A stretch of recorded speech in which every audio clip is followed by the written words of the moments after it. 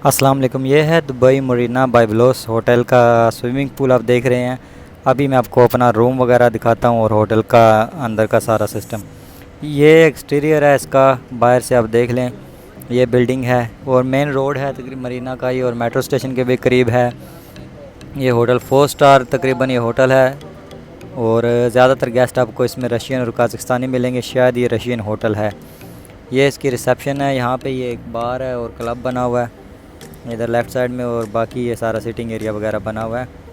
तो ये सामने आपको काउंटर नज़र आ रहा है जहाँ पे आप चेक इन करते हैं। रेस्टोरेंट भी है इधर, और इसके सामने भी रेस्टोरेंट है काफ़ी, और इसके नज़दीक ही बीच भी है, जुमेरा बीच। अभी ऊपर चलते हैं, आपको अपना रूम दिखाता हूँ और क्या है वो भी दिखाता हूँ आपको। इसका रूफटॉप पे जो है ना स्विमिंग पूल है और हेल्थ क्लब भी है, और एक नॉन स्मोकिंग पूरा फ्लोर है इसमें, और बाकी ये जो सैलून वगैरह है सेकंड फ्लोर पे है। बाकी अभी जाके रूम दिखाता हूँ मैं आपको। ये गैलरी है, खूबसूरत साफ़ सुथरा होटल है। ज़्यादातर गेस्ट इधर रशियन और काज़ाख्स्तान से थे। अब ये मुझे पता नहीं, शायद ये रशियन होटल है इसलिए। तो इस रूम में मैंने स्टे किया था 602 में। तो इसके अंदर ये टूर है रूम का, वही सारी बेसिक चीज़ें जो हर होटल में मिलती हैं, शावर जेल, टॉयलेटरी वगैरह। ठीक है, अच्छा खूबसूरत साफ़ सुथरा इसका वाशरूम और बाथ था। ये बेड है, काफ़ी सही रूम है, काफ़ी बड़ा रूम है। और ये मिरर वगैरह और बाकी ये काफ़ी वगैरह का सामान और भी एलसीडी सब कुछ मौजूद है जो बेसिक हर होटल में होती हैं। लेकिन साफ़ सुथरा रूम था। और ये है व्यू इसके रूम से, दुबई मरीना और मरीना कैनाल आप कह सकते हैं। मैं 6 फ्लोर पे था। अगर आप 9th फ्लोर पे स्टे करें तो फिर ज़्यादा प्यारा व्यू नज़र आता है। ब्लू वाटर्स आइलैंड भी आपको नज़र आता है वहाँ से।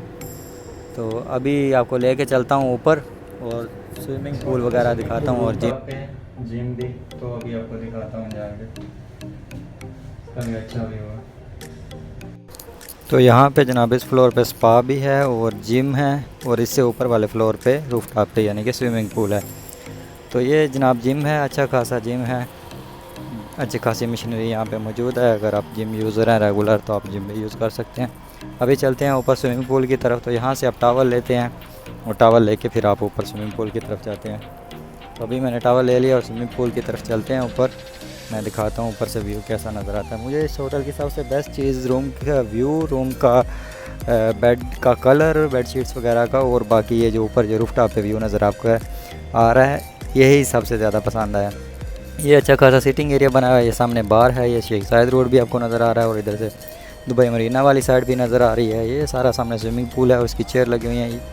ये मरीना की कैनाल वाली साइड है, और ये सारा व्यू आपको बड़ा अच्छे से नज़र आता है, क्योंकि फ़िल्मिंग के दौरान तो मैं सही तरह से फ़िल्म नहीं कर सका, अदरवाइज़ ये व्यू बहुत अच्छा आपको नज़र आता है।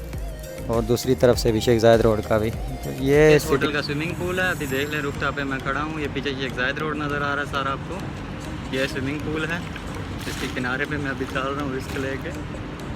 ये सारा आपको शेख जायद रोड पीछे नज़र आ रहा है, मेट्रो भी शायद नज़र आ रही होगी। अभी दूसरी साइड से व्यू दिखाता हूँ आपको।